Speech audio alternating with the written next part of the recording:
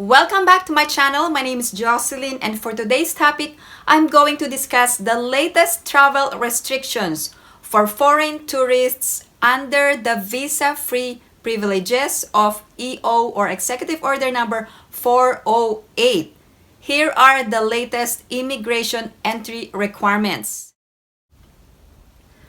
Prior to arrival, foreigners under EO 408 do not need a visa. I'm going to provide the list of countries under EO 408.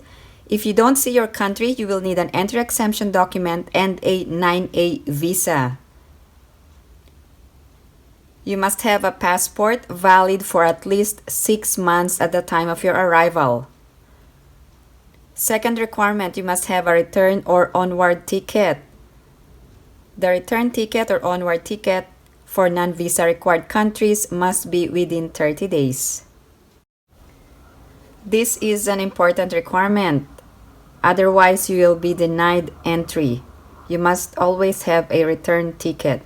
Another requirement is that you must not be a restricted, blacklisted, or considered excluded alien by the Bureau of Immigration. Here are the list of countries for those entitled to visa-free stay of 30 days in the Philippines.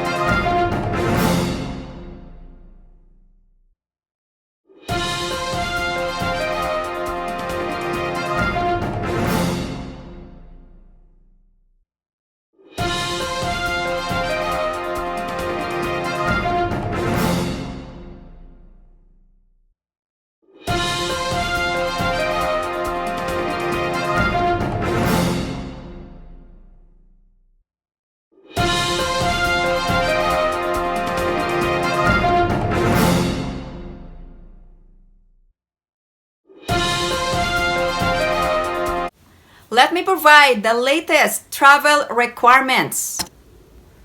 Please comply with these requirements. First, you must have a travel insurance. It is a COVID medical insurance obtained prior to arrival, a travel insurance for COVID-19 treatment costs from reputed insurers with a minimum coverage of 35,000 US dollars for the duration of your stay in the Philippines. Second requirement, you must present a negative RT-PCR test taken within 48 hours prior to the date and time of departure from the country of origin or first port of embarkation in a continuous travel, excluding layovers. And let me provide you an example. Here is a multiple flight from the same country. Take your RT-PCR test within 48 hours, anytime. Count back, for example, 1 p.m. is your departure. Count back 48 hours and take your test. So regardless of another flight, you must do it before your first flight of departure. Here's another example. If you're going on multiple flights from different countries, it's still the same rule. Within 48 hours, take it. Count back 48 hours. So 1 p.m. March 1st, count back 48 hours and take it within. It doesn't matter if you have another flight in a different country afterwards.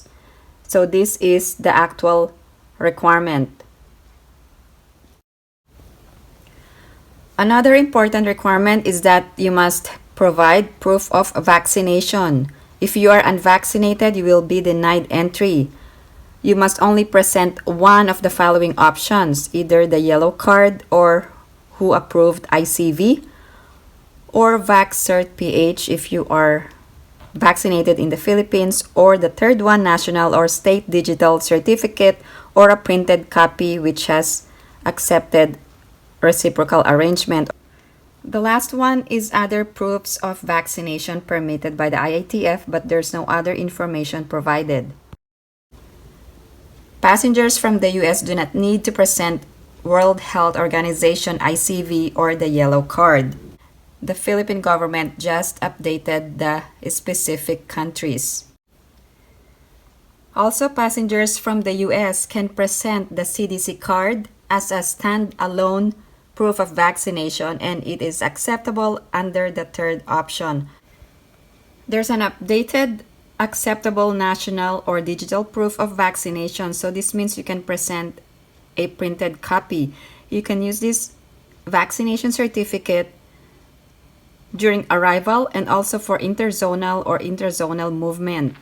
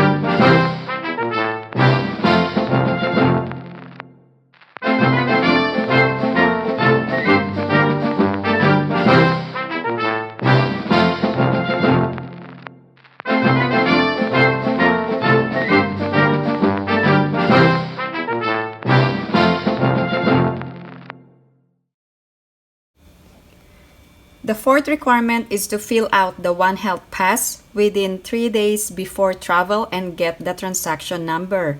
You can also fill it out on the day of your travel. You must register, find the One Register icon, and click on that one and just fill out the important information. In addition, you must also upload your proof of vaccination and the negative RT-PCR test. Another requirement is to download and register Traze Mobile Application for contact tracing. This may not be required when you enter, but it is recommended to fill it out. Also, you must contact the local government unit of final destination before arrival. The requirement is only self-monitor for 7 days. Home quarantine is not required. However, if you develop symptoms, you must contact your local government unit. In addition, you must also use a face mask. Well, this is common knowledge. Face shield is no longer required unless in an alert area 4 and 5. Use S-Pass for domestic travel or if you have connecting flights. Make sure to register ahead of time for hassle-free travel. Here's the latest arrival protocol. So once you are admitted in the Philippines, you are no longer required to observe hotel quarantine or facility-based quarantine, but only monitor or self-monitor for any sign or symptom for 7 days, with the first day being the date of arrival. If you are unable to comply with the proof of vaccination or your proof of vaccination was not accepted, you will not be denied entry. There was an updated IATF Resolution 160D revising this A3 under 160B. So in short, you will not be denied entry.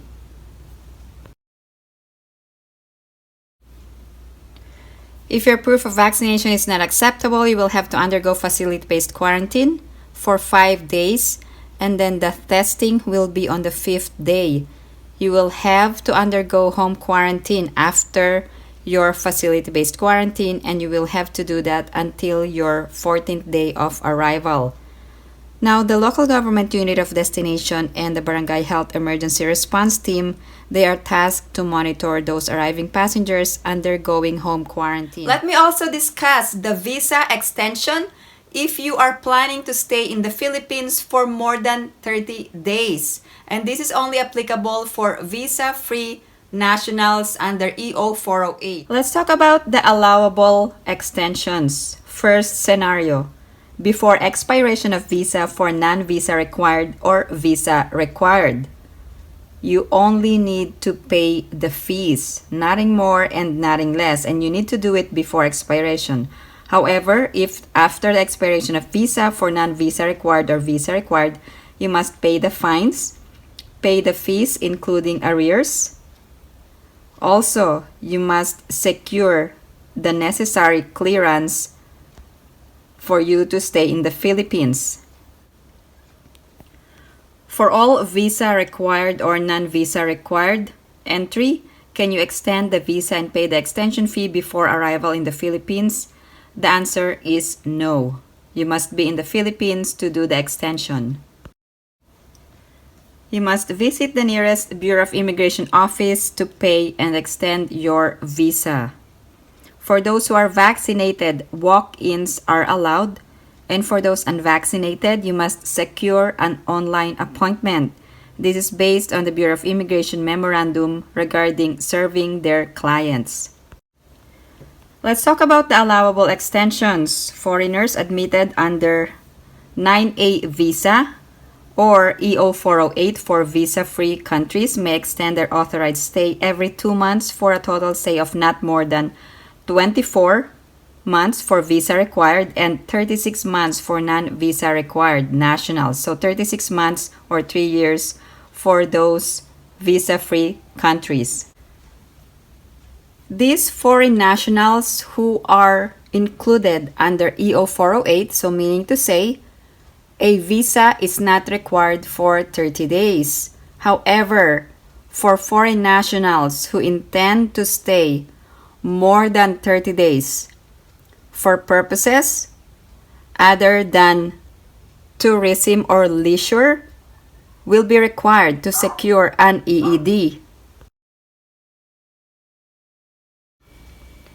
Let me clarify, if you are staying more than 30 days and we are only talking about foreign tourists or foreign nationals under EO 408 for non-visa required and those entitled to 30 days. So if your purpose is a medical purpose, you will need an entry exemption document. These are just some of the examples.